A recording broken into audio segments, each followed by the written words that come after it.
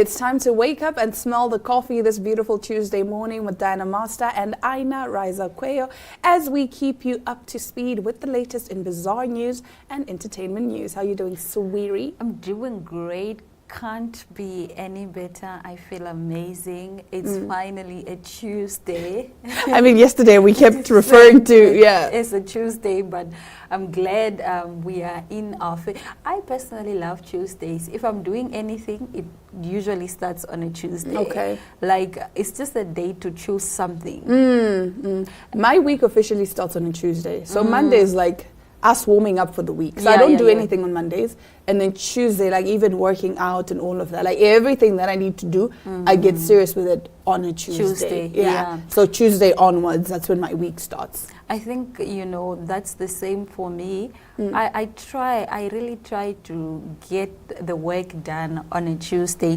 and Wednesday. And then Thursday, I'm already in the weekend. So Thursday, I usually warm up for the weekend. Friday, I would rather not engage anything. At all? Yeah. Saturdays and Sunday, I like to rest. Okay. Yeah. I like to rest Saturdays and Sundays as well. But as my current schedule has it, I don't rest on Saturdays. So that's why now I use my Sunday to completely rest and my Monday so that's how my week is scheduled. So if you want to do something with me on a Monday, please don't. I will not respond. Yeah. I will not, because immediately, like on a Monday, I am unashamed to say this, on a Monday after smell the coffee, I am in bed. I'm not even going to hide it. I'm in bed. I start getting proper productive Tuesday onwards. So Tuesday, Wednesday, Thursday, Friday, Saturday, those are my productive days. And then Sunday and Monday are my rest days. Yeah, it's funny how you have a week schedule and then you meet someone and it's kind of similar. I think, those probably with office jobs, like corporate people probably also have the same culture where they line out their schedule that, okay, this is what I'm going to do after the weekend. And I'm sure people in the ministries also have a different kind of schedule and how they like to go about their things. I mean, it's just interesting to see. Yeah. It is, but man, I think it's all about finding what works for you and not following what other people, or what society says you should do. Yeah. Because if some people hear that I don't do anything on Mondays, they're like, oh, how dare you not do anything on a Monday? You need to be productive. And it's like, no. I work on my own schedule. I do my own thing. So I think that's absolutely important, finding out what works for you. That's why you find, even with the gym, there's some people that work out 7 consecutive days, like from Sunday to Saturday they're in the gym. And then you find those that are like, you know what, that doesn't work for me. I'll work out 5 days a week. They could work out 5 days consecutively, or they can skip some days in between, whatever it is. Then you find those that are like, you know what, I only need to work out 3 days a week. And then they work out 3 days a week. So it's all about finding what works for you, what works for your schedule, for your life, all of that. Don't be pressurized into, don't give into peer pressure. That's what I'm trying to say, basically. But yes, we will be taking a quick ad break and getting into our top stories when we come back.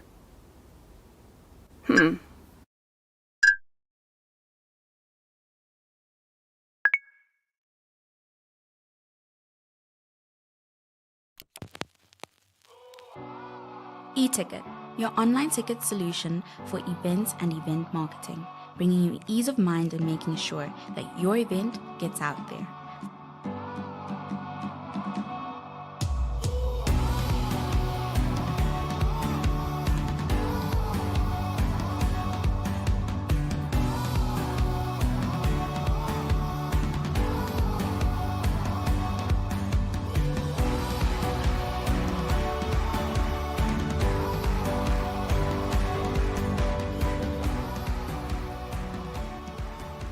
For more information, contact events@nhh.com.na.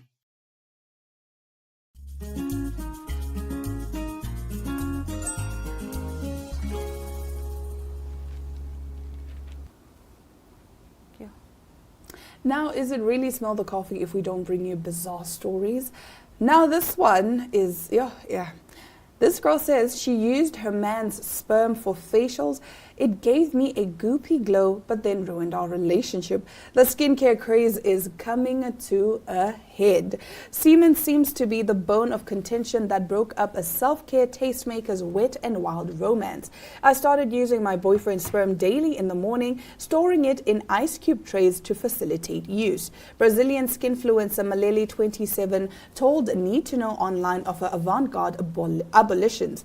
Dousing her derma in bodily fluids gave the glamour girl a glossy glow, but Maleli's incessant need to prime the plump ultimately rubbed her guy the wrong way. Over time, our relationship started to cool down, moaned the newly single cyber siren. It seemed like he was there to just provide the sperm I used on my face. The Spunky Sweetie sticky treatments are currently all the rage amongst forever young wannabes who don't mind soaking in little swimmers. In fact, Jennifer Aniston, 54, is one of the many anti-aging A-listers who've copped to using salmon sperm as a means of maintaining her flawlessly fresh face. The unabashed Friends alum has admitted her willingness to try almost anything that would preserve her dewy pizzazz. Salmon sperm cleaning with roots in Korean beauty trends is believed to boost collagen production, increase cell turnover, reduce inflammation, and improve pigmentation. Experts from Seoul-based skincare imprint Peach and Lily claim DNA extracted from the fishy substance has potent regenerative qualities, working not only on the superficial level, but sinking deeply into skin to work from within, encouraging cell turnover that in turn helps firm skin and maintain its elasticity. Wow. Firstly, when I saw the story, I was like, that's so disgusting. How do you put sperm like all over your place, all over your face? But I understand why anyone would do it. I mean, we all want glowing skin. Yeah. And the societal pressures don't even make it any easier for any of us nowadays. We see all these influencers, you know, we are influenced by all these cosmetic aesthetics that we see around. So I would understand why anyone would go to the lengths that she went to just to get this, you know, glowing face. But I think it might be extreme. And I also understand where the boyfriend is coming from to say that, no, you can't do this. It's almost as though she is using him for his sperm. You get. I understand why it would ruin their relationship. Yeah, because maybe she's overly obsessed about her face. It's the fact that she froze it and put it into little ice cube trays. This is why I say you cannot eat at everybody's house. Yeah. Don't eat at people's houses. Don't. Yeah. Yeah. Like, would you do it? With somebody else's sperm? No, let's say it's your husband or boyfriend. No, I wouldn't put sperm in my face like voluntarily, if I can say that. Okay. I wouldn't. I think it's a great, look, there are cosmetics that you can go for. You can go and to Unique Medispa if you're in Namibia and just get a proper facial. Like, but there are people that don't have the money for that. So it's like sperm is free. It's like my boyfriend is there. So hey, there's a cup. I mean, no, I wouldn't do it, but I'm not judging anyone who's doing it. I think, yeah, do it if you want, if you can, do it, but like not me though. I mean, we saw, when was it? A couple of months ago, we did that story about Jizzy Jewelry, where she would make rings from sperm. Yeah, so I mean, sperm is very so useful, creative. hey? Everybody's so creative. Like, and this sperm is very useful. Very useful. Men, be careful. Resourceful. Resourceful. I mean, people are using salmon sperm. Like Korean beauty brands are saying that, you know, with salmon sperm, it will give you a glow, a youthful glow, and it works from within. We've been putting so many things on our face. We've been putting snail cream on our face. So, I mean, hey, what difference does sperm make? I think along with the sperm, it's also good that you eat right and that you exercise. Thank you. Yeah. Thank you. It doesn't help that you're saying you want clear skin, but you're eating sugar, you're eating junk food. It's not going to work. I had this conversation with my younger cousin because she's struggling from acne. I struggled with acne. I still kind of do, right? And I was telling her, you know what? As much as you may use all these creams and all these other things, it's also about what you eat. She loves sugar. And I was like, sugar is your worst enemy if you're someone that suffers from bad skin. It's your absolute enemy. Drink water, stay away from sugar. And some people even have like a thing where it's if they eat dairy products that also damages their skin. So it's all about eating the right things. Collagen is your best friend. Water, drink your water. Get enough rest. Water is so boring. Oh. That's why I drink it sparkling. Water is so sparkling is even worse, but that's another conversation For for another another day. day. You know, but this conversation about drink water.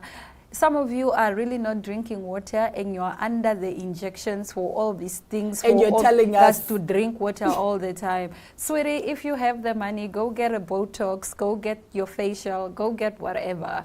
This is why I always say, you remember, you're not ugly. You're just poor. Yeah. And when you get the money, the real you will start to come out. The real Exactly. you will start to shine. Exactly. I can't wait to acquire money so you people can really see the real me. Honestly speaking, I even said to my family, I was like, I don't want to hear this thing once I'm rich and famous, like, oh, now she's so quiet. No, now, now she's she has changed. Yeah, of course, I I'm have going never to change. changed. This has always been the real me. The Diana that you saw before, that was Diana on a budget. This is Diana in her full glory. Yeah. So that's why I was like, no, I don't want to hear these things. And also, if there are any relatives that want to die before I make my money, please die now. So that they don't say, oh, she sacrificed so-and-so to make money. And they will always say, I don't know where those stories come from. Like it's almost as if you can't just make it without sacrificing anyone. You know, some people are just destined for greatness, and the greatness manifests in their life, and that's just the way it is. That's why Ira Star in her song said, I got here with no sacrifices. So please, don't be out here like, yeah, it's because...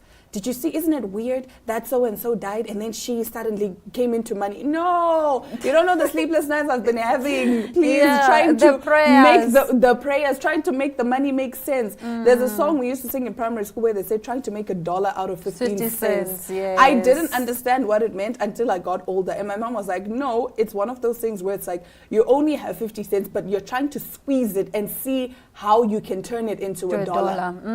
We also used to sing that song. All right, speaking about money, shmula, and everything, catching. Listen, never say never, especially to a check. Justin Bieber was paid $10 million to perform at billionaire Anat Ambani's pre-wedding ceremony in Mumbai on Friday, and this is according to Indian reports. The pop star, who's 30, sang more than a dozen of his hit songs, including Baby, Love Yourself, and Peaches, during a private concert in Ambani. The businessman's fiancée Radhika Merchant, and their family and their friends. Now, Justin Bieber has become the latest in a string of international stars to perform for the son of India's richest man and his wife-to-be as they celebrate their upcoming wedding. The Canadian singer flew in to perform at the Anat Ambani and Radhika Merchant along with their guest in Mumbai. He had a lot to live up to. The couple's first pre-wedding party featured Rihanna, while the second, a cruise around the Mediterranean, had performances from 90s teen heartthrobs, the Backstreet Boys, singer Katy Perry, and Indian tenor Andrea Bocelli. I see her name a lot on the Kardashians, Andrea Bocelli. Okay, so it is with the bated breath that Ambani's wedding watchers, of whom there are now legions around the world, await the news of who will perform at the actual wedding itself. Firstly, how many pre-wedding ceremonies can one have? Yeah. Like, you had one with Rihanna, you had one at the Mediterranean, now you have one with Justin Bieber. I wouldn't be surprised if there's another one and then the wedding. So at the wedding, what are we going to celebrate? We've been celebrating. But you know, it's what I keep saying. You know me and my grand wedding plans, yeah. But even then, I'm like, yo, I feel like people would get so tired. Like, yo, Chomi, We flew to where for this one, now here for this, now here for what time? Like, how many times can we celebrate one couple? No, I think if we are in the same tax bracket, we won't mind. No, but like it's again one of those things like, okay, cool, let's celebrate, right? And then we go for a cruise, like just as friends, not as a wedding thing. Like, I would be so tired of celebrating the same people over and over and over again. Now again, there's going to be a wedding. Imagine. Guys, no. I think they are also, in their defense, I think they are being considerate, saying that if Diana can't make to pre-wedding celebration one, she can come to two. Okay. If Aina can't come to two, or if Aina can't come to the wedding, at least she can celebrate us at any of the pre-wedding ceremonies. When you put it like that, that makes sense. Even like now that you're saying it, I'm thinking maybe again because you're so famous and like everybody wants to come for this wedding,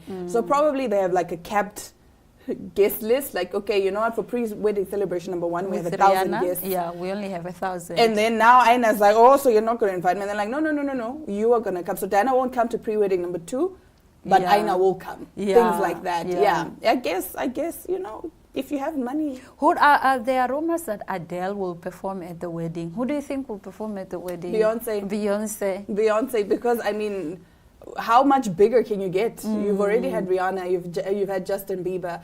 You've had Andrea Bocelli. Yeah, and Andrea Bocelli is big hair.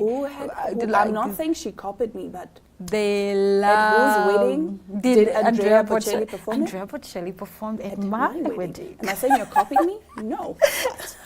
Where did I have my wedding? Italy. Yeah. Where did she have a wedding? Italy.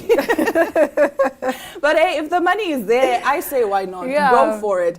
I've said this to my mom. And these before. are billionaires. These are billionaires. They've got plenty of money to spare. And I hate this thing of, oh, but they could use that money to give to the poor. Listen, who said they're not giving to the poor? First of all. Second of all, I can't single-handedly end world hunger. I can't. I cannot do that. There was a person that commented on Elon Musk's post and said, Elon Musk is so rich that he could give everyone $1 million and he'd still have money. And Elon Musk was like, show me that math and I will give everyone in the world $1 million.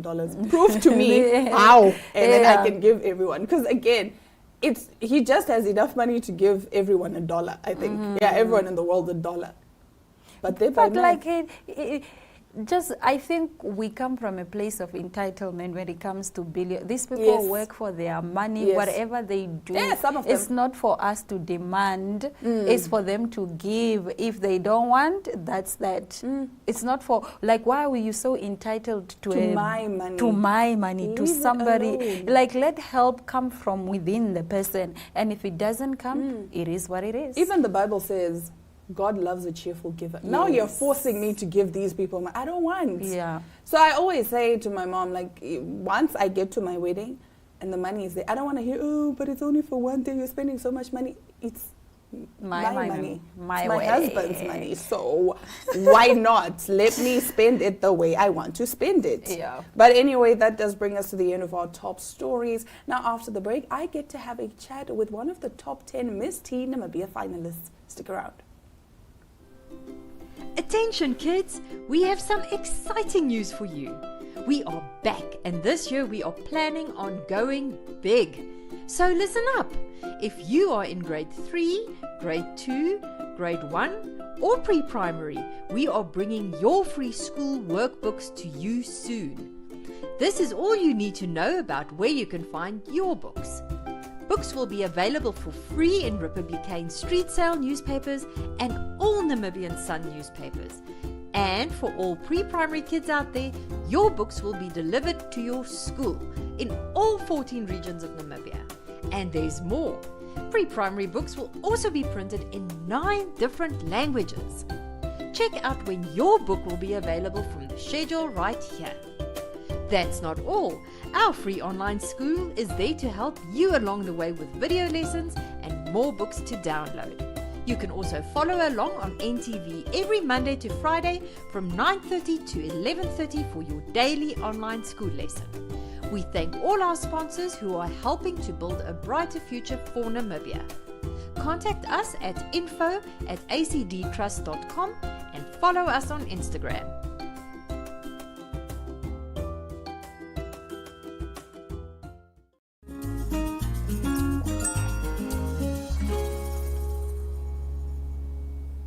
We are joined today by one of Miss Teen Namibia's top 10 finalists, Miajuda. How are you doing? I'm doing great, and yourself? I'm doing amazing. You look fabulous. Thank you. I put a lot of effort into this morning. Oh, we love it. We love it. We love it. We appreciate the efforts. All right, so start us off by telling us by telling us a little bit about yourself, and of course, what motivated you to enter Miss Teen Namibia. Certainly. So my name is Miajuda Gabriela Hill, and when people hear my name, they always ask, "What are you mixed with?" So I'm actually Angolan mixed with colored. I see. Yes. Okay. I saw your name. I was like, Miajuda? Huh? No, you can just call me Mia. It's fine. Mia, Because people okay. always tend to butcher it a bit. But yeah, I'm a first-year psychology student at the University of Namibia. And I definitely do tend to take my studies further and do my master's and PhD in either clinical psychology or forensic psychology, because just understanding the thought processes and like the whole cognitive process has always been very interesting to me. I would definitely say my hobbies are, as generic as it sounds, cooking and baking, because I just love experimenting in the kitchen. And sometimes it's like a stress reliever of sorts to me. But other than that, I would definitely say reading and cycling. And cycling. Okay. Awesome. So how would you describe your experience in the pageant so far? One word I would definitely use is an adventure. Okay. It has been a roller coaster as well. There have been very high moments, and then there have been moments that are quite a bit stressful, but it has been nothing short of remarkable. Truly. I mean, you would expect pageants to be stressful. There's Definitely. a lot at stake. Excuse me. All right. So, what is your perspective on mental health awareness and support in Namibia, seeing that you are studying psychology? Definitely think it's a very important subject that needs to be studied more and taken way more seriously than it is already. As a psychologist, of course, we always tend to focus more on the people and like the processes that led up to that and how they are and the way they are and why they are that way. So I feel like people definitely should take that very more serious, especially when it comes to mental disorders and mental illnesses such as anxiety and so forth. It definitely is a topic that needs to be taken not lightly, because it is very serious. It is very serious. Yes. All right. So, not to jump the gun, but let's say, hypothetically speaking, Hypothetically. you were to win Miss Teen Namibia. What would your main focus be, and what would you advocate for during your reign?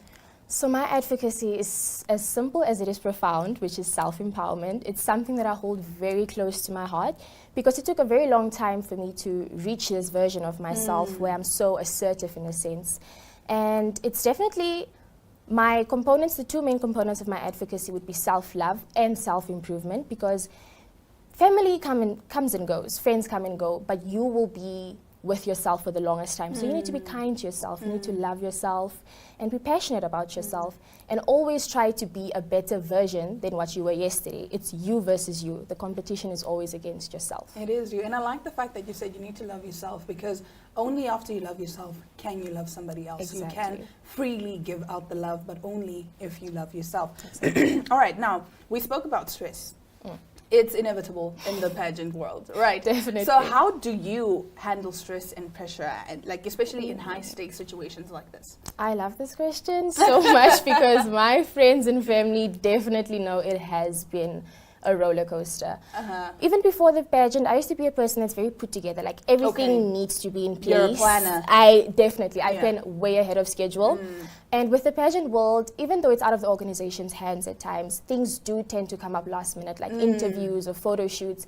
And that tends to be very stressful to me, because I have a set schedule, and it's a thing of, if I give a specific time to something, I can't compensate for that by 5 more minutes or an extra hour. It has to be done within that time. So it definitely has been very stressful, but the way I cope with it is just taking time to myself, breathing through it all, and just really being more strict with my time management and my schedule.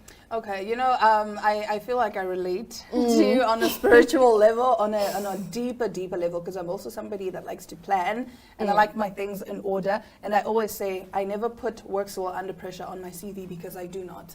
I like everything to be organized and in order. All right, now before I let you go, I do need to ask, what advice can you share with young aspiring models who look up to you? Oh my days, this is very interesting, because I recently got DMs, and it's like people are like, "Oh, you're my role model now," and nice.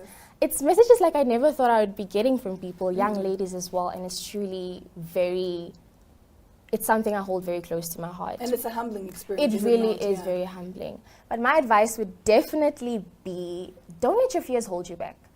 Don't let people's thoughts and opinions on you hold you back from an experience that can be truly remarkable to you. And just do you. Like, there's only one version of you, so don't be scared for failure, and always be resilient in a sense that your setbacks shouldn't hold you back longer than they should. Oh, that is beautiful. What if I fall? Oh, my darling, but what if you fly? You know? Yeah. Mia Judah, thank you so very much.